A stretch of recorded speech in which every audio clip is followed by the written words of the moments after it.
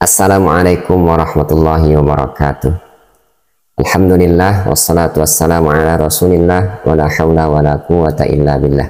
Di dalam Al-Quran Allah subhanahu wa ta'ala berfirman, duribat alaihimudz dhillatu illa bihablin minallahi wa hablin minan nas.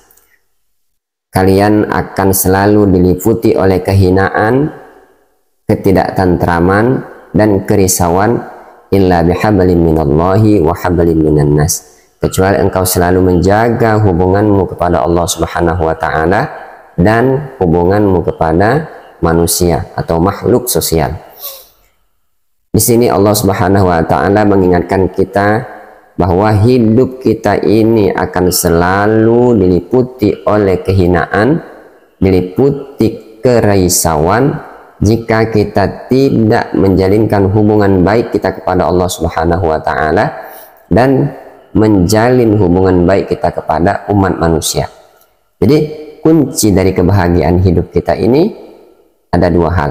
Yang pertama, bagaimana hubungan baik kita kepada Allah Subhanahu wa ta'ala dan bagaimana cara kita berhubungan kepada umat manusia. Kalau hubungan kita kepada Allah Subhanahu wa ta'ala itu secara personal, yakni secara individu, tidak ada seorang pun yang bisa menilai bagaimana kebaikan atau hubungan baik kita kepada Allah Subhanahu wa ta'ala. Tentu banyak cara kita menjaga hubungan baik kita kepada Allah Subhanahu wa ta'ala. Yang pertama, setidaknya kita harus mengenal diri kita, siapa diri kita dan siapa Allah Subhanahu wa ta'ala.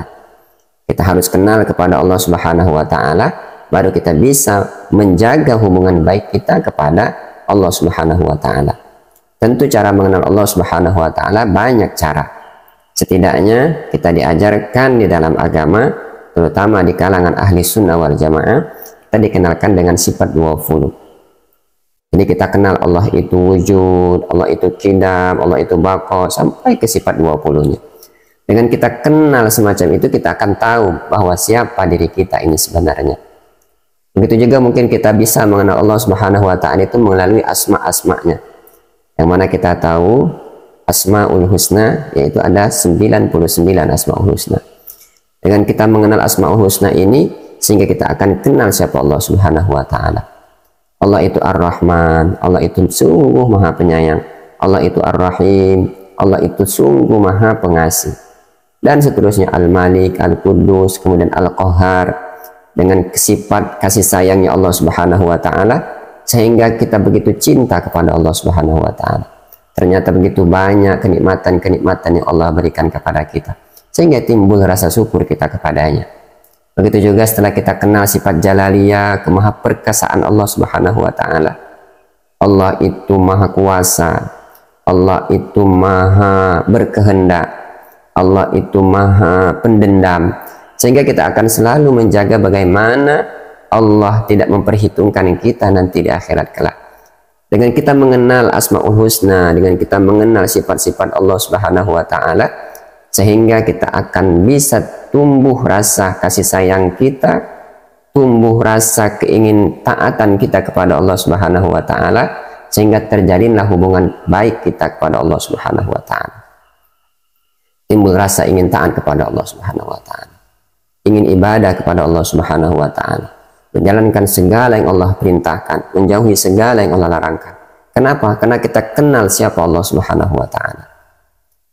Sahabatku sekalian yang dirahmati oleh Allah Subhanahu wa ta'ala, ini yang pertama. Jadi kalau kita ingin jabarkan begitu panjangnya bagaimana cara kita kenal kepada Allah Subhanahu wa ta'ala, dengan kita kenal kepada Allah Subhanahu wa ta'ala, kita akan tunduk dan patuh dengan segala aturan-aturan yang Allah berikan kepada kita.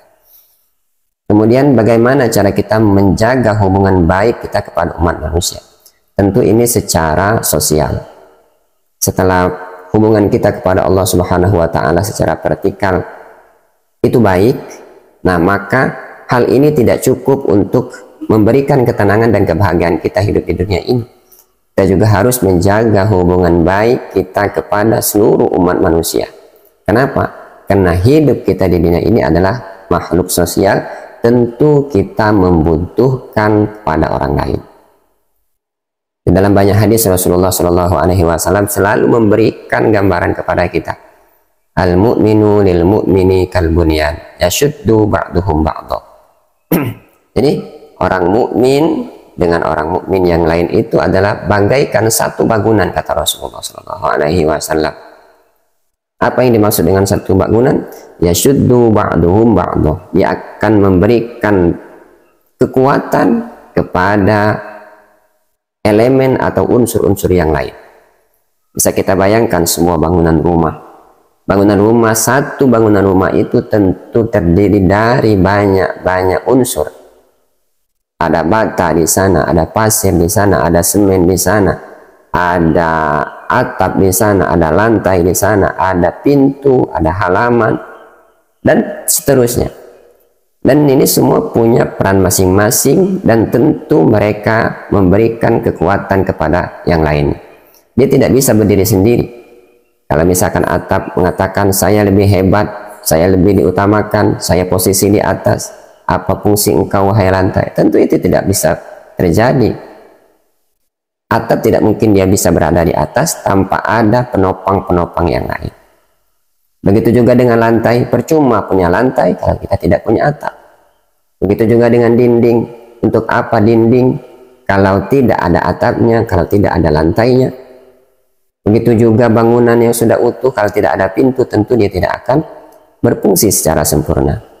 Begitulah hubungan kita kepada umat manusia. Apapun profesi mereka, mereka itu adalah penopang dalam kehidupan kita. Semua kita punya peran masing-masing kepada Allah Subhanahu wa Ta'ala. Semua kita punya peran masing-masing dalam kehidupan sosial. Kalau semua dalam kehidupan ini sama rata, semuanya kaya misalkan, tentu tidak akan terjalin roda ekonomi dalam kehidupan kita. Begitu juga sebaliknya, kalau semuanya miskin, semuanya petani, semuanya pedagang, tentu tidak akan indah kehidupan ini tanpa ada peran masing-masing yang menjalankan perannya sesuai dengan sempurna. Jadi kita bagaimana menjaga hubungan baik kita kepada Allah Subhanahu wa Ta'ala, bagaimana kita menjaga hubungan baik kepada umat manusia sehingga timbullah kebahagiaan dalam kehidupan ini, sehingga timbullah ketentraman dalam kehidupan ini, sehingga timbullah keselarasan dalam kehidupan ini, sehingga kita akan merasakan kebahagiaan hidup kita di dunia ini. Jadi jangan kita fokus menjalinkan hubungan kita kepada Allah Subhanahu wa Ta'ala, tapi kita mengabaikan hubungan kita bermasyarakat. Begitu juga sebaliknya, kita fokus menjalankan hubungan kita kepada sesama umat manusia, tapi kita lupa kepada Allah Subhanahu wa Ta'ala. Tentu ini harus seimbang dalam menjalankan kehidupan di dunia ini. Wabtaghi fi ma ataqallahu darul akhirah wa la tansa nasibaka minad dunya wa ahsin kama ahsanallahu ilaik. Ini sudah diingatkan di dalam Al-Quran di ayat yang lain. Carilah keridhaan Allah Subhanahu wa Ta'ala dalam menjalani kehidupan ini, tetapi jangan sekali-kali kita melupakan kehidupan dunia kita. Kenapa? Kita saat ini hidup di dunia, tentu kita harus menyeimbangkan antara kebutuhan jasmani kita dengan kebutuhan rohani kita. Kebutuhan rohani kita jalinkan khusus untuk kepada Allah Subhanahu wa Ta'ala, dan kebutuhan jasmani kita untuk kehidupan kita dalam bermasyarakat. Demikianlah sahabatku sekalian yang dirahmati oleh Allah Subhanahu wa Ta'ala. Semoga ada manfaatnya. Terima kasih. Wallahu a'lam bishawab. Assalamualaikum warahmatullahi wabarakatuh.